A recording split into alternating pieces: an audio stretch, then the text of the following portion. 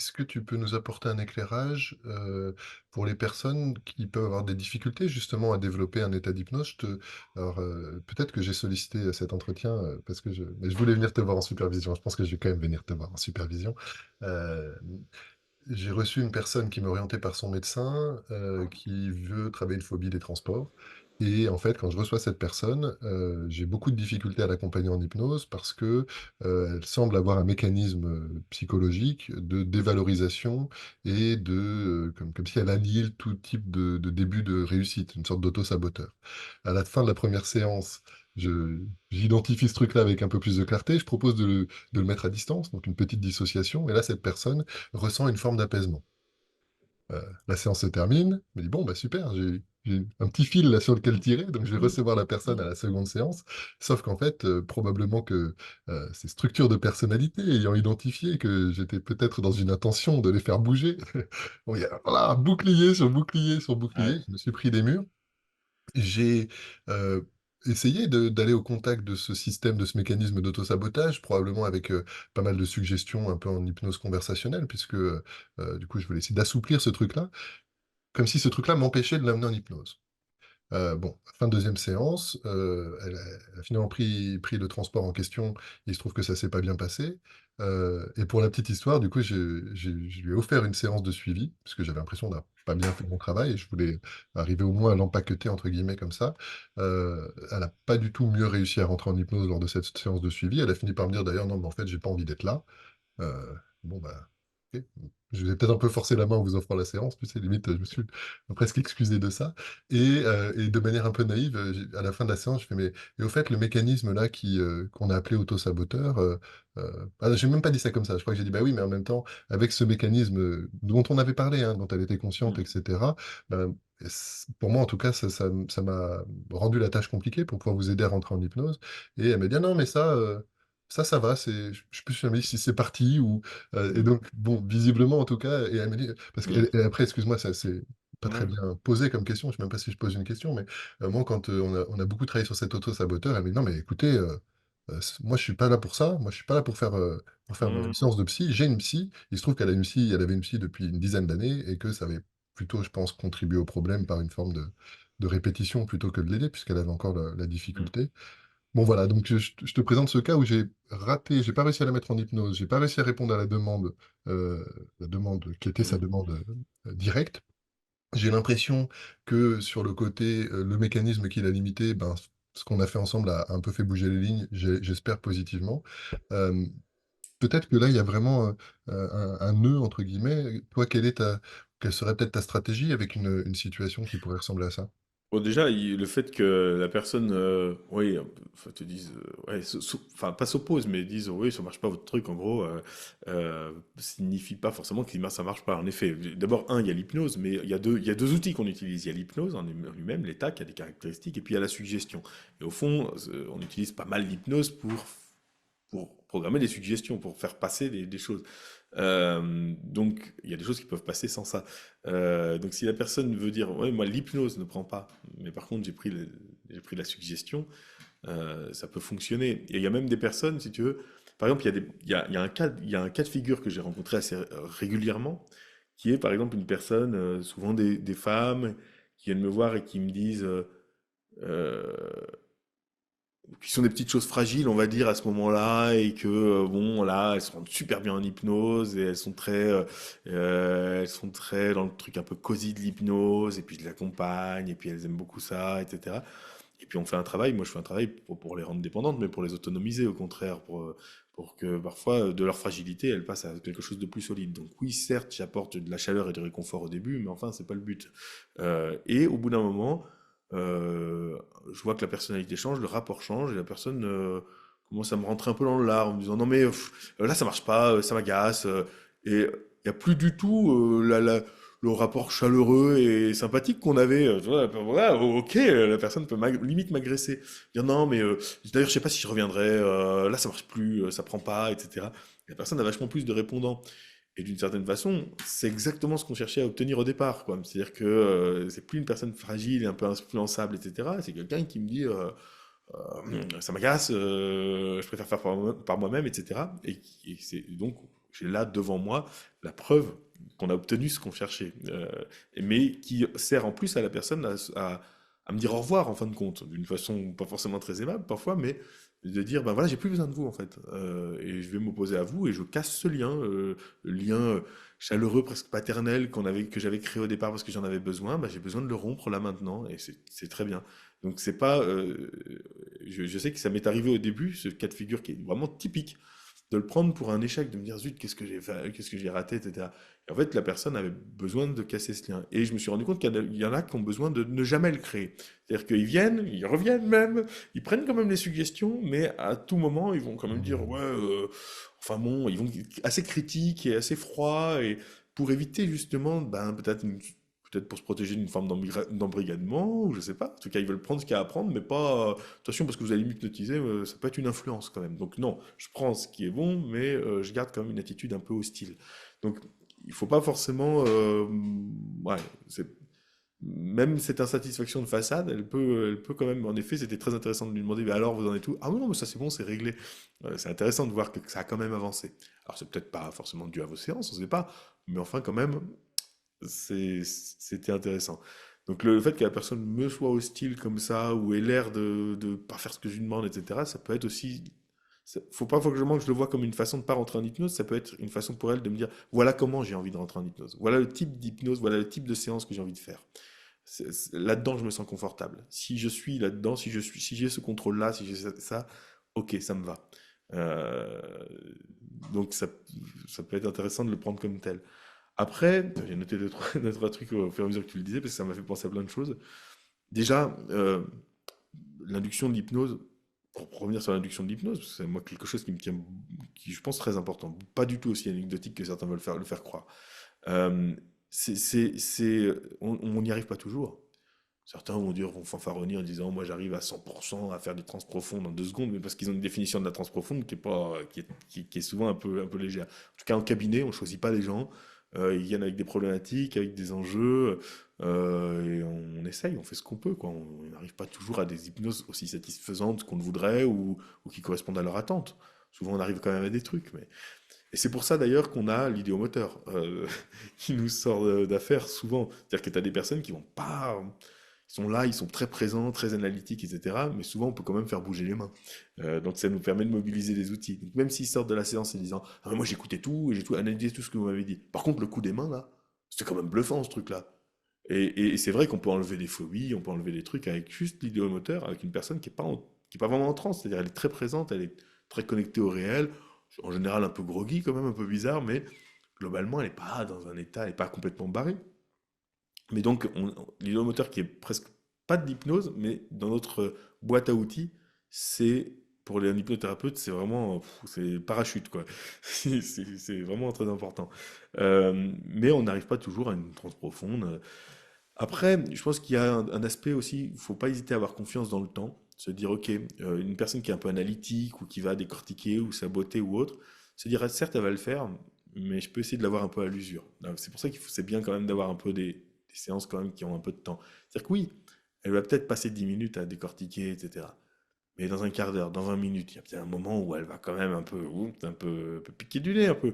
Alors ça dépend, je peux utiliser une méthode justement un peu soporifique, pourquoi pas. Et c'est pas, enfin j'ai dit à l'usure comme si c'était gagner une victoire, mais c'est aussi lui laisser le temps d'y aller.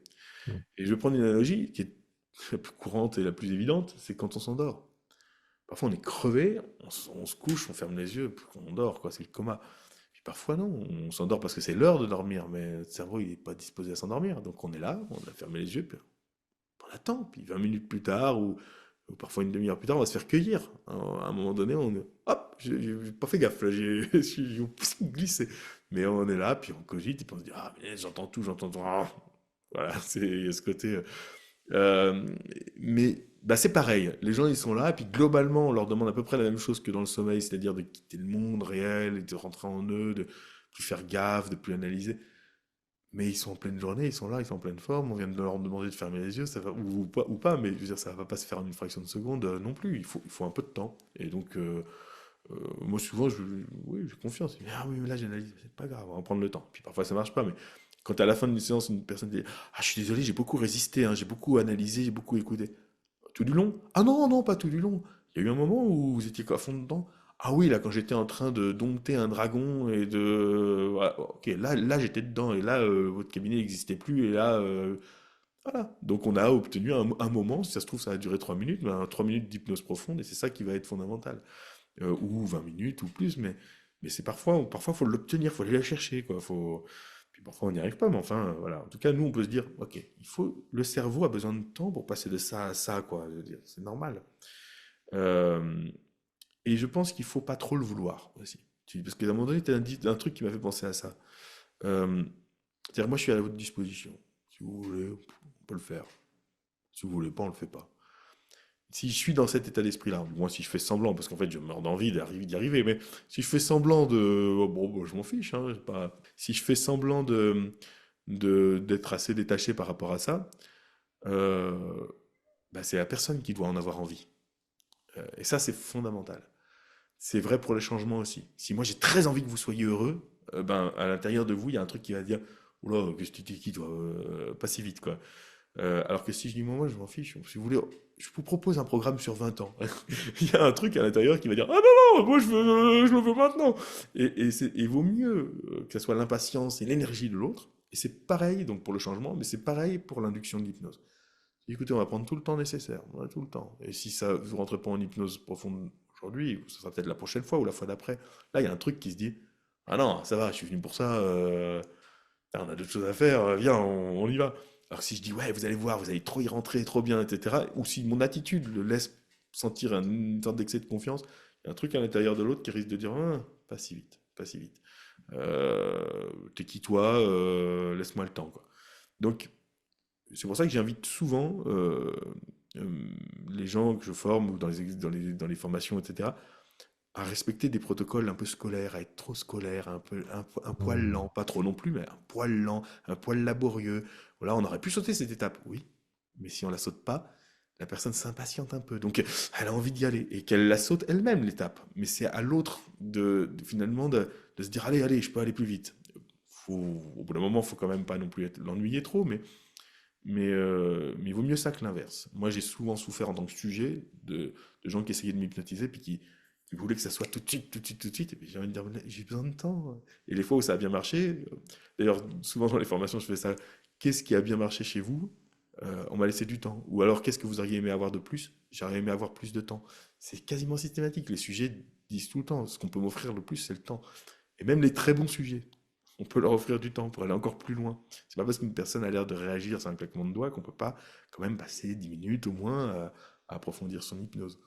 Donc ne pas le vouloir et dire oh, ok, on a tout le temps. Et si j'ai tout le temps, en général, ça va vite. C'est-à-dire que le secret des hypnoses les plus rapides, en général, c'est de se dire on a tout le temps qu'il faut. Euh, et puis, je pense qu'il y a une chose fondamentale, je suis désolé, je fais des longs tunnels, mais parce que du coup, ça me fait penser à plein de choses, c'est c'est qu'est-ce que l'hypnose? Euh, Mais d'être au clair là-dessus. C'est, au fond, c'est quoi que je veux obtenir?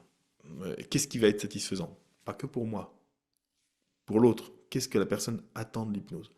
D'ailleurs, c'est intéressant de partir de ça, de se dire, ok, qu'est-ce qu'une personne attend de l'hypnose? Si je demande à des gens qui n'ont jamais fait d'hypnose dans la rue, je vais voir des gens dans la rue, puis s'ils me disent qu'ils ont déjà fait de l'hypnose ou qu'ils s'y connaissent ou qu'ils sont formés, je leur dis merci, bonne journée. Et puis je vais voir d'autres gens et puis je leur demande, ah, vous n'avez pas fait d'hypnose? Non, non, j'en ai un peu vu un peu à la télé. Moi, je suis hypnothérapeute. Si je vous propose de faire une séance dans mon cabinet, à votre avis, qu'est-ce qui va se passer? À votre avis, ça va te donner quoi pour vous? Je pense que la plupart, même si ce qu'ils ont vu à la télé c'était Mesmer ou je sais pas quoi, la plupart savent que ça sera pas la même chose. La plupart vont me dire, vont pas me dire vous allez me faire faire la poule quoi. Ils font bien la part des choses. Donc quand on dit ouais mais il y a ce qu'ils voient à la télé, oui mais les gens savent bien que aller voir un hypnothérapeute c'est pas la même chose que ce qu'on voit à la télé. Les gens comprennent. Mais je pense que la plupart des gens vont me dire, bah, je sais pas, moi, qu'est-ce que vous allez vivre? Bah, je sais pas, moi, je pense que je vais dormir, un truc comme ça. Donc, soit on aura quelqu'un qui va s'imaginer que je vais l'endormir, soit on aura, la plupart du temps, quelqu'un qui va s'imaginer que il va rêver aussi. Bah, je sais pas, je vais voir des trucs, je vais imaginer. Donc, soit plutôt, je dirais, le sommeil en majorité, puis après, l'imagination, imaginale, enfin, le rêve, le côté hallucinatoire. Je pense que tu n'auras jamais personne qui te dira, je pense que vous allez me faire regarder le creux de ma main et ma main va bouger toute seule jusqu'à mon visage par saccade, ou vous allez parler à mon inconscient qui va répondre oui ou non avec des mouvements des doigts. Je pense que ça, c'est des techniques qui les gens ne s'attendent pas à ça. Donc globalement, si une personne Mmh. vient et que je lui propose ce à quoi elle s'attend, il n'y a pas de résistance, puisque c'est pour ça qu'elle est venue. Par contre, si je lui propose des signalings, par exemple, ben elle va donc oui non avec les mouvements idéomoteurs. Là, elle va devoir se dire est-ce que je suis ok ou est-ce que je suis pas ok? Parce qu'elle n'avait pas envisagé ça. Ah, c'est un nouveau truc. Est-ce que je l'accepte ou est-ce que je l'accepte pas? Mais ce pourquoi elle venait à la base, en tout cas, ce qui était déjà vendu, quoi, c'était déjà ok à accepter pour elle, c'était en tout cas un truc plus voilà, relaxation, imagination. Mais ça m'empêche pas de faire d'autres choses, hein. Mais en tout cas, voilà, il y a déjà ça. Qu'est-ce que l'hypnose? Qu'est-ce que l'hypnose que vient chercher la personne déjà? Donc, en avoir conscience. Euh, et la deuxième question qu'on pourrait leur poser, c'est à votre avis, comment vous allez y aller dans cet état? La plupart des gens, j'imagine, peut-être à la limite, vous allez me regarder, mais ils vont pas dire, vous allez me frotter le sommet du crâne, là, tu vois, je sais pas, enfin, ça se faisait, c'était la friction du vertex au De 19e Charcot, siècle, ouais. ouais, de Charcot, où vous allez me mordiller le lobe de l'oreille, tu vois, ils vont pas dire des choses comme ça, ils vont dire probablement, je sais pas, moi, vous allez me parler, vous allez me raconter des choses, vous allez me dire de me détendre, quoi. Qu'est-ce que je vais vous dire? Bah, vous allez me raconter des histoires. Globalement, ce qu'ils vont nous décrire, c'est à peu près ce qu'on fait aux enfants pour les endormir le soir, quoi. C'est-à-dire, vous allez me parler d'une voix calme, vous allez me raconter des histoires pour me faire rêvasser, pour pas que je sois dans votre cabinet, pour pas que mentalement je sois pas trop présent dans votre cabinet. Puis bon, peut-être au final je vais m'assoupir, puis vous allez parler à mon cerveau pendant que je dors. Globalement, c'est ce à quoi s'attendent les gens. Donc si je produis ça, j'ai quand même souvent moins de résistance, faut être honnête. Euh, donc, mais qu'est-ce qui fait, donc dans le qu'est-ce que les gens s'attendent attendent de l'hypnose, qu'est-ce qui fait qu'une personne va dire mais j'ai pas décroché? À la fin, si ça n'a pas pris, c'est à cause de quoi? En général, c'est à cause, alors soit du fait, en effet, de, comme tu le disais, de réfléchir encore avec ce côté sabotage, etc. Mais c'est souvent aussi le fait d'être trop conscient de l'extérieur. Euh, et souvent les sons, parce que les yeux, bah, il suffit de les fermer pour pas voir. Euh, mais souvent, j'ai entendu les voitures qui passaient, j'aurais pu les compter. La personne, elle aimerait bien qu'à un moment donné, elle les écoute plus, quoi. Et ce qui fait complètement sens, hein.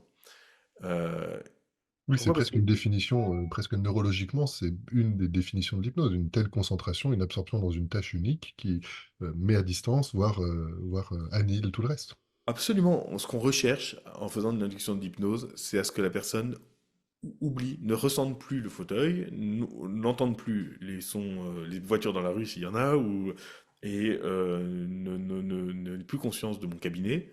En général, elle garde conscience de ma voix, voire elle peut carrément parfois l'entendre sans l'écouter, quoi. Enfin, il peut y avoir une écoute inconsciente.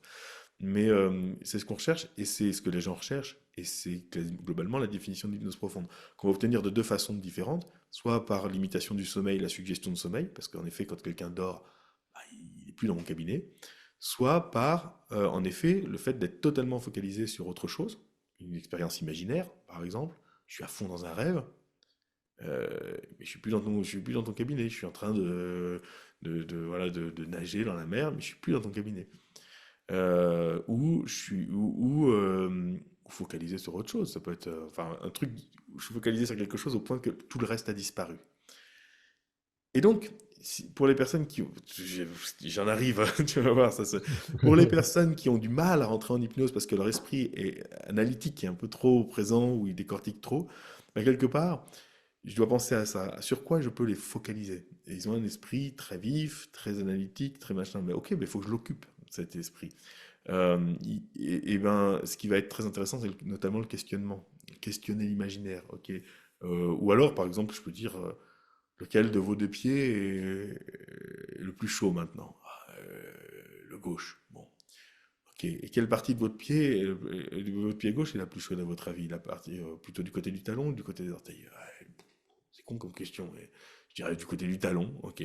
Bon, je prends un exemple un peu caricatural, mais si je pose pendant 5 minutes des questions là-dessus, pendant 5 minutes, la personne, pour me répondre, elle est obligée de mettre son attention sur son talon, et quelque part, elle oublie le reste. Est-ce que ça suffirait à faire de l'hypnose? Je ne sais pas. Mais si je fais la même chose sur de l'imaginaire, safe place, n'importe, un lieu, imaginez-vous quelque part, qu'est-ce que vous voyez, qu'est-ce que vous entendez, etc. Ben, au bout d'un moment, Au bout de 5 minutes, au bout de 10 minutes, au bout d'un quart d'heure peut-être pour certaines personnes, elles vont rester bloquées d'une certaine façon. C'est-à-dire que c'est bon, là ça sera stable et elles sont plus dans mon cabinet. Ça fait un quart d'heure que je maintiens cette personne ailleurs que dans mon cabinet par mon questionnement, donc au bout d'un moment ça a switché chez elle. Ça l'a endormi quoi. Enfin, c'est vraiment ce qu'on va faire avec un enfant pour l'endormir.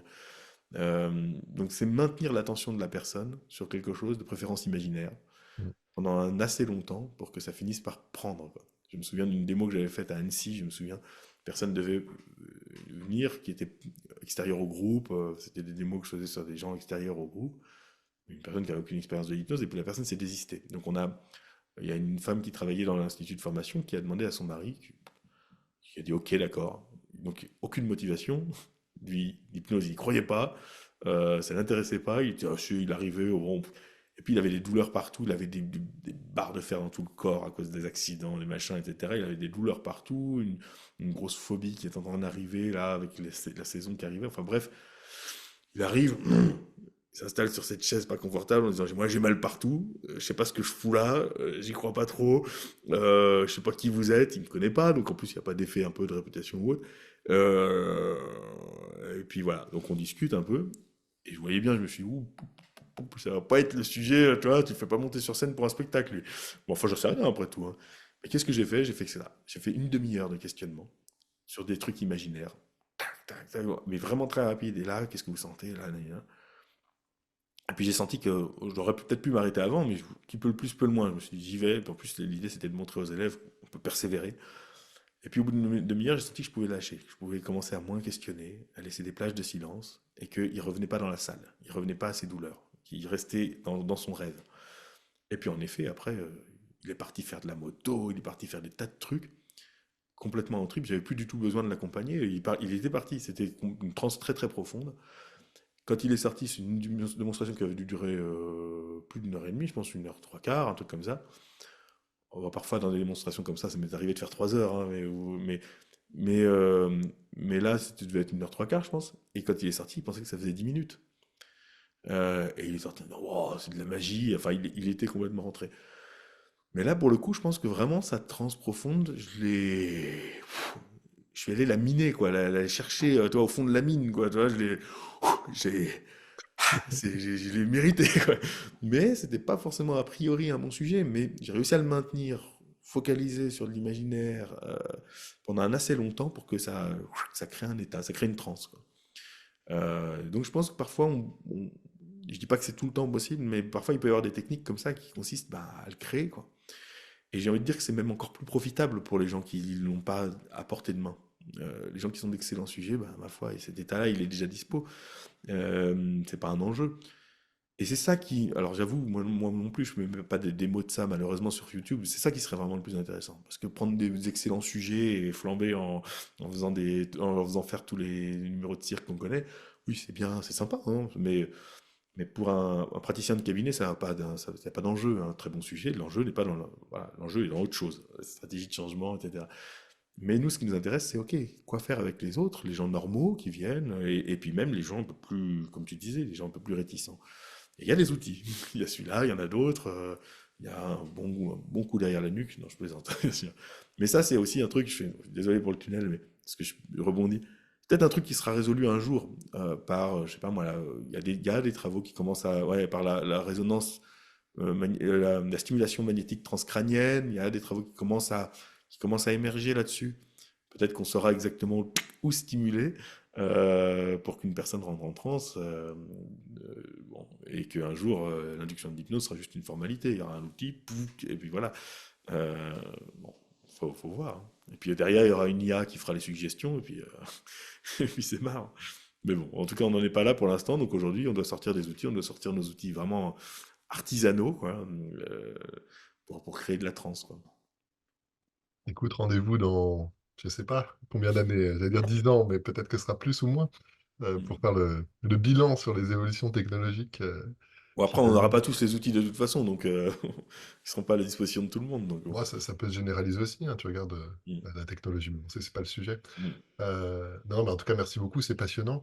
Euh, Si on se rapproche tranquillement de la fin de l'entretien, évidemment, toi, s'il y a, je sais pas, un ou 2 sujets où tu trouves que c'est particulièrement important et puis on n'en a pas parlé, et moi, la question que je voulais te demander pour les gens qui nous écoutent, j'ai en tête peut-être des gens qui débutent ou qui pensent même se former à l'hypnose.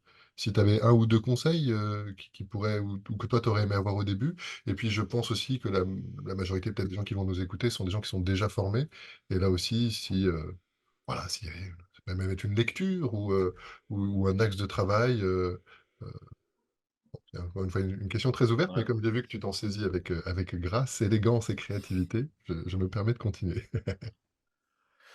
Je dirais, c'est difficile, c'est toujours un peu délicat, mais moi, si je réfléchis, ce par quoi j'aurais aimé commencer. Or, j'ai fait une formation, ma première formation que j'ai faite, euh, je suis je suis critique sur plein d'aspects, mais enfin j'ai appris plein de choses et c'était très intéressant, hein. Mais disons que ce que j'aurais aimé qu'on m'apprenne, c'est ce que c'est l'hypnose justement. C'est-à-dire une définition de l'hypnose claire, simple et concrète et pas tout est hypnose. Parce que ça m'a fait perdre du temps. Et je pense que ça c'est un truc important. Au départ de la pratique, il faut avoir une définition de l'hypnose, quitte à ce qu'elle soit, quitte à ce qu'il y ait des choses qui rentrent pas dedans et on aurait aimé que ça rentre dedans. Mais c'est pas grave, ça rentre pas dedans. Tout n'est pas hypnose. Par contre, l'hypnose prend beaucoup de formes. Alors, typiquement, un conseil, si vous êtes un excellent sujet à l'hypnose ou si vous avez fait de belles expériences d'hypnose, ne généralisez pas votre cas. Euh, Ma propre expérience de l'hypnose n'est pas une façon d'apprendre ce qu'est l'hypnose. Euh, Parce que sinon, par exemple, je fais ah, mais moi j'ai eu plein d'hallucinations. Ah ben en hypnose, on voit des trucs. Ben non, il y a des gens qui voient rien en hypnose. C'est comme ça. Donc, ce qui va nous apprendre ce que c'est la transe hypnotique, c'est l'accumulation, c'est les témoignages, c'est d'en avoir fait plein et d'entendre ce que les gens vivent. La mienne, c'est la mienne, et encore, c'est la mienne aujourd'hui. Elle sera peut-être différente dans 5 ans, dans un an, donc, ou accompagnée par quelqu'un d'autre. Je vais découvrir de nouvelles choses. Donc, faut pas généraliser son cas en se disant, mais moi je sais très bien ce que c'est l'hypnose parce que j'en ai vécu. Non, et idem, si vous êtes un mauvais sujet, enfin, disons que si pour l'instant, allez, on va le dire autrement, si pour l'instant vous n'avez pas eu la joie de vivre de belles expériences d'hypnose qui vous satisfassent, etc., euh, pareil, ne généralisez pas votre cas. Enfin bon, sachez qu'il y a des gens qui répondent vraiment, que la moyenne des gens rentrent très très bien en hypnose assez facilement si on utilise les bons outils au bon moment. Globalement, c'est pas très dur, hein. Euh, mais disons que avoir une idée de ce qu'est l'hypnose, et dans le sens, moi, à mon avis, voilà, qu'est-ce qu'est l'hypnose? C'est ça, c'est vraiment ce qu'on disait tout à l'heure. C'est, euh, enfin, c'est pas que ça, il y a plein de dimensions, mais c'est cet aspect. Quand est-ce que je dis que je suis hypnotisé par quelque chose? Si je regarde un coucher de soleil, je peux le contempler, mais est-ce que je suis hypnotisé par lui? Je vais être hypnotisé par lui si à un moment donné je le contemple d'une telle manière qu'il n'existe plus que lui, au point peut-être que j'en perds la notion du temps, qui faisait un froid de canard, l'endroit où je regardais le coucher de soleil, je ne l'ai même pas ressenti. C'est-à-dire que vraiment, dans mon cerveau, il a pris toute la place. Et le reste s'est éteint. Et en fin de compte, c'est comme dans une salle de cinéma. Si les lumières sont allumées puis que le film est projeté avec les lumières allumées, bah, ça m'est arrivé une fois que le projectionniste oublie d'éteindre les lumières, on est allé frapper à sa porte en lui disant hé, gars, bon, il a remis le film. Ça n'a aucun intérêt, on voyait pas grand-chose, enfin c'était tout naze. Non, dans une salle de cinéma, d'abord on éteint les lumières parce qu'on fait disparaître le réel. Et à partir de là, peuvent commencer plein d'autres choses. Et je pense que l'état d'hypnose, c'est une salle, c'est une salle obscure, quoi. Dans laquelle ensuite, en effet, si on projette, si on allume l'imaginaire ou si on allume ceci, cela, ça va prendre une place différente. Si on allume la réflexion, bah, ça va prendre une place différente parce il y a une pureté, quoi. Ça, c'est personnel. Mais ça, si ça, ce que j'ai compris, enfin, c'est personnel, c'est pas que personnel, mais si ça, ce que j'ai fini par comprendre, on me l'avait dit dès le départ, j'aurais gagné énormément de temps. Sur savoir, parce que si je sais ce que c'est l'hypnose, je sais quoi induire, je sais quoi suggérer, je sais vers quoi orienter la personne. Si tout est hypnose, etc., je suis complètement perdu. Donc, ayez une idée assez claire de ce que vous allez suggérer, ce que vous allez créer dès le départ.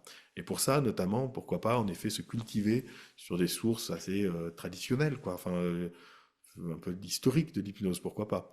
Mais bon, conseiller des lectures, après, c'est toujours un peu délicat parce que les gens ne font pas forcément, enfin, faut avoir le temps. J'avoue que c'est. En tout cas, voilà. Ça, c'est une chose. Qu'est-ce que je dirais aussi? Ne vous détournez pas forcément de l'hypnose. Euh, C'est-à-dire que je vois plein de gens aussi qui disent ah génial, je vais apprendre l'hypnose. Oh putain, l'hypnose c'est du boulot en fait. Il y a des techniques, il y a des outils, il faut bosser, il faut faire. Enfin, c'est un violon quoi, tu vois. Si tu vas pas gratter dessus tous les jours, tu sais pas en jouer quoi. Parce qu'on nous a fait faire, ouais. Alors, du coup, ils vont faire peut-être des stages d'hypnose de rue qui ont beaucoup de qualité, mais souvent pour se dire, ah, ben là, ouais, là, on joue tout de suite. Parce que là, on prend des excellents sujets, puis là, ça marche tout de suite. Ouais, mais en cabinet, ça va être un peu limité. Donc, il y en a beaucoup qui vont aller vers le MDR, le FT, ou des choses qui sont plutôt protocolaires. Voilà, on m'apprend un protocole, je le fais, puis c'est marre. Mais l'hypnose offre plein de possibilités. C'est très, très riche. C'est vraiment extraordinaire. Il y a plein de choses qui sont possibles à faire. Donc c'est dommage, je vois plein de gens qui se détournent très vite de l'hypnose au lieu de creuser cette matière. Et donc, bon, j'ai envie de dire, concentrez-vous. Et en fait, c'est pas si compliqué que ça. Et c'est passionnant. Donc prenez le temps quand même de lui donner sa chance à cette technique.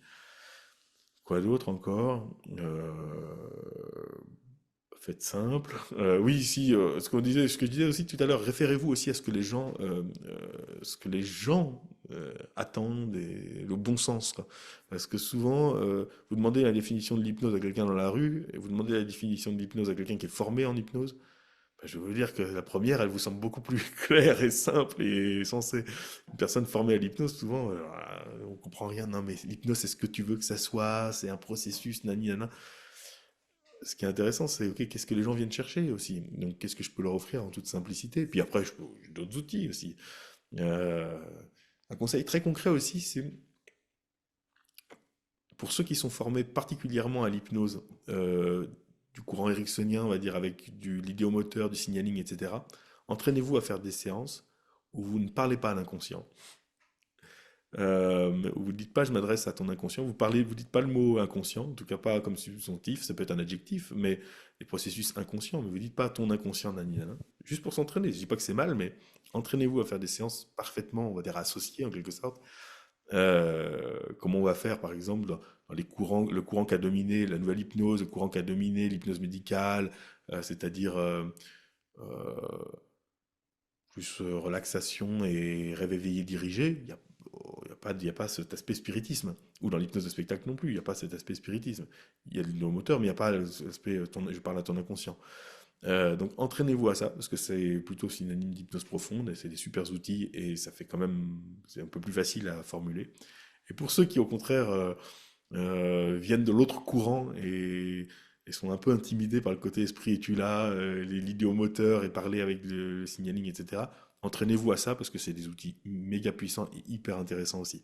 Donc, allez au-delà de il y a votre formation de base et il y a d'autres styles. Et c'est hyper intéressant de se former aussi aux outils de l'autre style, quoi. Pas rester, ah non, mais nous chez machin, nous à tel institut, enfin, vous appartenez pas à cet institut, c'est votre tremplin de départ. Puis derrière ouvrez-vous. Non, je sais pas, des choses comme ça. Sinon, quand même, essayez de. Ah oui, soyez quand même. C'est un milieu où de plus en plus, on essaye. Enfin, c'est-à-dire que les hypnothérapeutes peuvent s'adresser à des personnes qui sont en difficulté, qui sont en doute, etc. Mais les hypnothérapeutes aussi. Souvent, c'est des gens en reconversion qui se posent des questions, qui sont un peu. Et c'est confus, on comprend pas grand-chose au milieu, aux différents courants, etc. Et il y a des dérives possibles. Il y a des gens qui vont vous embarquer dans des pratiques, dans des croyances, dans des discours euh, qui manquent de concret. Et vous pouvez par ailleurs avoir une religiosité, une spiritualité, etc. Mais pourquoi mêler les deux? En fait, chacun fait ce qu'il veut. En fait, l'hypnose, en tout cas, vous verrez plus tard. Mais apprenez l'artisanat d'abord, apprenez le geste, apprenez de façon très très concrète, très simple, pour assurer des séances de bonne qualité et en toute sécurité. Et après, les dimensions plus invisibles, ça vous regarde et vous appartiennent, et vous pourrez pourquoi pas les développer, mais ne vous laissez pas embrigader par... il y a beaucoup de gourous en fait, ou d'apprentis gourous, et même pas forcément ceux qu'on croit. Donc faites attention à ça, même, et surtout si vous avez une sensibilité, si vous êtes plutôt Mm. genre un peu sceptique, etc., je m'en fais pas pour vous là-dessus, mais si vous avez une sensibilité à ça, c'est très bien, c'est formidable, c'est merveilleux, et je le respecte beaucoup, et moi-même j'ai beaucoup de sensibilité à ces choses-là. Par contre, là-dessus, exigez du concret, exigez des gens qui vous montrent, exigez des outils, et vous ouvrirez ces chapitres-là éventuellement plus tard, si vous le voulez, quoi. Génial. Je sais pas si c'est excessif ou pas, mais en t'écoutant, pour revenir justement à de l'hyper concret et pragmatique, et se préparer à se dire au revoir, si jamais il faut qu'on accélère, tu me dis, hein, Non, peu non, importe. moi J'ai pas vu le temps passer, tu vois? je Ça suis fait bien, déjà plus d'une heure et demie qu'on est ensemble, donc merci infiniment pour tout ça. J'avais commencé à ébaucher, tu sais, une espèce de liste de suggestions, en tout cas d'effets qu'on pourrait, justement avoir en tête, qui seraient des effets justement très hypnotiques. Je pense par exemple, notamment sur le format des suggestions directes, j'avais adoré ton module là-dessus. En plus je l'ai retrouvé chez Jordan, donc bah, c'était très, très bien d'avoir une formulation qui soit simple, hein, de, prendre une instruction, de la mettre au passif, au futur et à l'involontaire. Donc par exemple, au bout d'un moment, vous n'entendrez plus que ma voix. Donc voilà, ça c'est une suggestion de rapport hypnotique, puisqu'il n'y a Mhm. plus que la voix ou que le rapport Mhm. à l'hypnotiseur qui existe. Heu En contraposé, on pourrait oublier les bruits. Je t'ai déjà entendu, suggérer que le corps allait peut-être flotter, et je crois que tu Mhm. avais identifié que ça, c'était souvent une expérience, qui était liée à l'hypnose. Je sais pas, est-ce que tu en as 2-3 comme ça dont tu sais qu'elles reviennent souvent parce que tu as identifié que, c'était des suggestions qui peuvent être directes ou indirectes? Directes à effet indirect, vous n'entendrez Mhm. plus que ma voix, Mhm. sous-entendu, il y aura ce rapport hypnotique. Bon, c'est peut-être trop bassement pragmatique ou concret, mais je me dis que ça peut être, chouette si tu nous fais ce cadeau. Ouais. Bah, c'est vrai que le corps qui flotte, c'est un truc de, c'est Spiegel qui utilise beaucoup le flottement du corps. On utilise traditionnellement, on utilise aussi souvent la lourdeur, etc. Et en fait, l'idée, c'est justement quand tu sais quoi suggérer. Euh, vous n'entendrez plus que ma voix. Ce qui est important, c'est le que, plus que ma voix. C'est-à-dire que tout le reste aura disparu. Mais au lieu de mettre l'accent sur ce qui aura disparu, si je dis à une personne n'entendez pas la voiture qui passe dans la rue, la personne va l'entendre, elle l'aura jamais autant entendu. Si je dis à un moment donné de cette séance, vous n'entendrez plus les voitures qui passent dans la rue, ça va parce que ça laisse du temps pour que la personne développe cette suggestion. Donc voilà, par exemple, c'est une suggestion directe très intéressante à faire, c'est une suggestion de ne plus entendre, mais qui laisse du temps. À un moment donné de cette séance, et je ne sais pas si ça sera dans 10 minutes, dans un quart d'heure, dans 20 minutes, dans une minute peut-être, au moment où vous y attendrez le moins probablement, vous serez dans une bulle et vous ne ferez plus du tout attention aux sons dans la rue. Personne peut se dire, bah là, c'est con, je les entends. Ben oui, mais je vous ai pas dit maintenant, de toute façon. Alors que si je dis à 3, vous les entendez pas, a priori, ça risque d'échouer. Mais une autre façon de le faire, c'est à un moment donné de cette séance, vous n'entendrez même plus que ma voix. Donc c'est une façon de dire la même chose, mais en plus j'évoque pas les sons dans la rue. Donc ça c'est euh, c'est encore mieux. Vous serez tellement concentré sur ce que je vous raconte qu'il y aura plus, vous n'entendrez plus que ma voix. Et vous ferez, ou alors vous n'entendrez plus que ma voix, et peut-être même que vous n'écouterez même pas ce qu'elle raconte. Donc ce genre de choses, posez-les à l'avance. Posez ce genre de choses à l'avance. Justement, qu'est-ce que je veux? Bah, je veux que la personne soit complètement partie, soit plus dans mon cabinet. Eh ben, je peux lui dire, très bien, là vous pouvez être très présent dans mon cabinet pour l'instant. Vous savez où vous êtes, vous savez quel jour on est, vous savez qu'on est le jour et pas la nuit, vous savez que ceci, que cela. Mais dans 10 minutes, dans un quart d'heure, tout ça n'a aucune importance. Et vous pourrez complètement avoir oublié tout ça.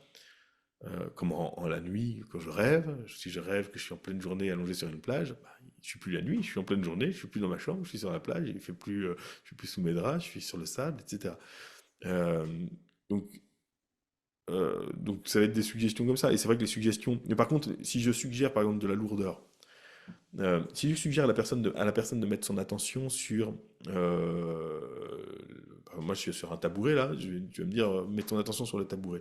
Tu me connectes à un truc réel. Bon, pourquoi pas si c'est focalise.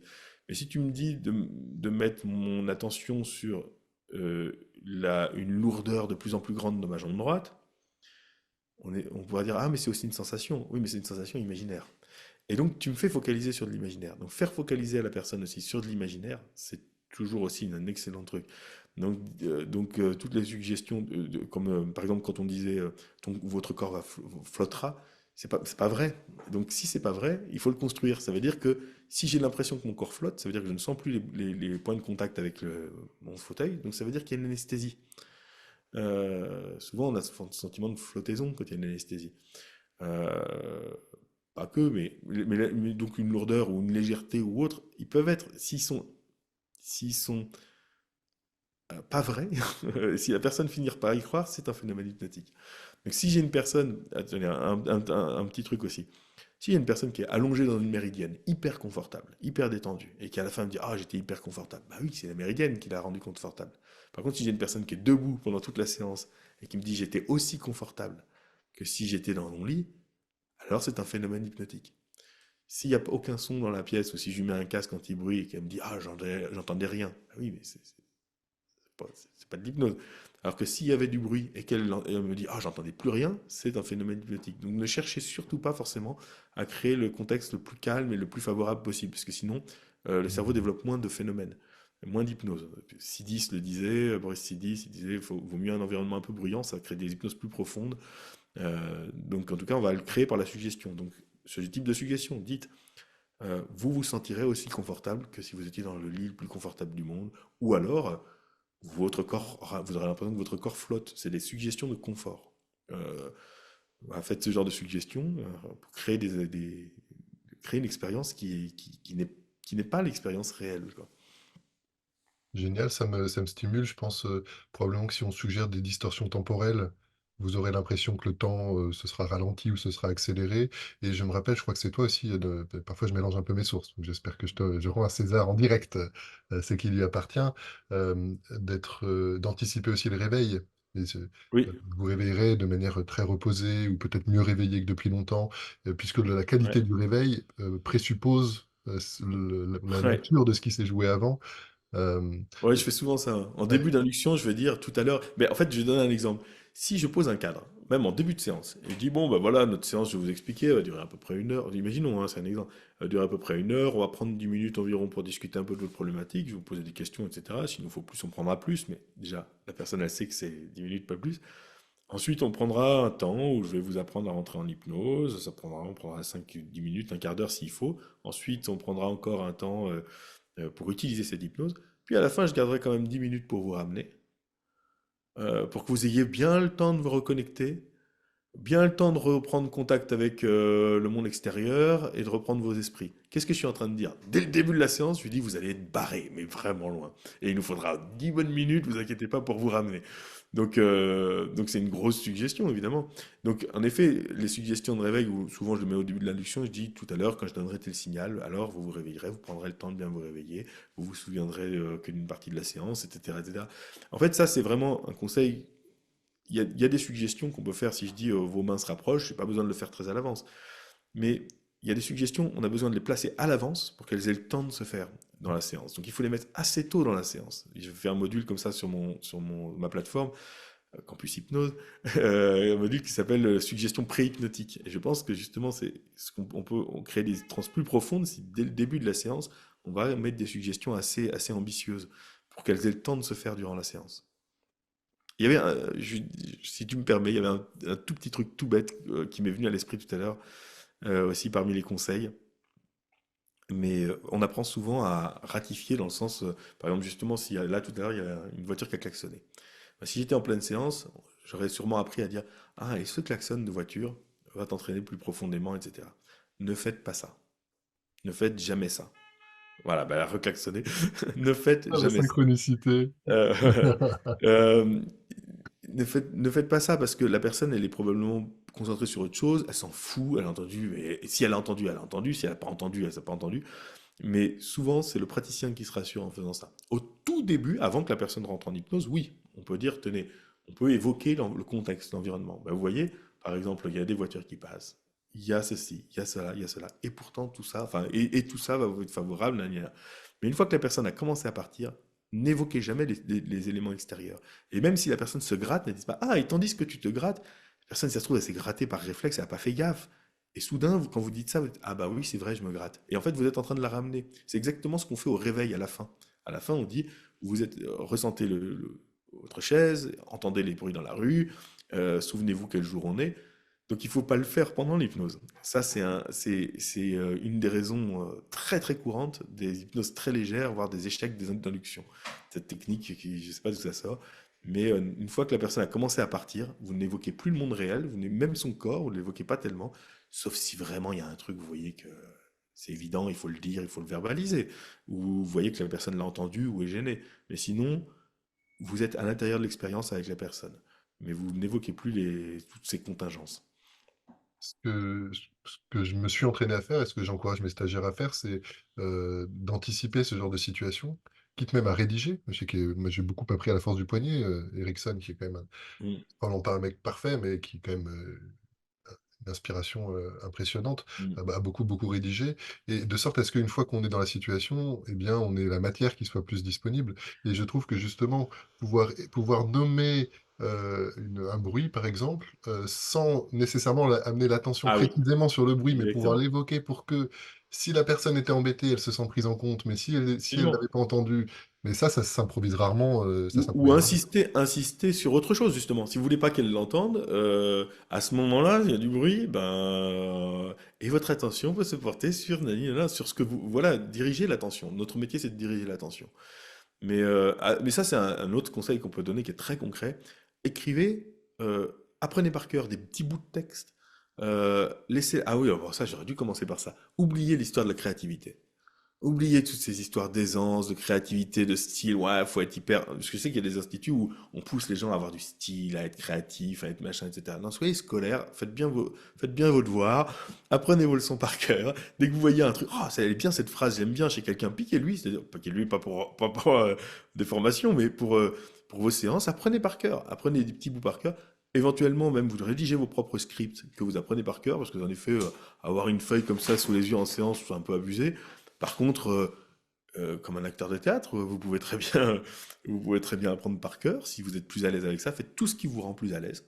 Et comme ça, vous pouvez le corriger, votre script, etc. Donc n'hésitez pas à passer par l'écrit, par l'apprentissage, et la créativité, ça viendra avec le temps. Bah, forcément, on crée des trucs, forcément, on trouve des formulations meilleures.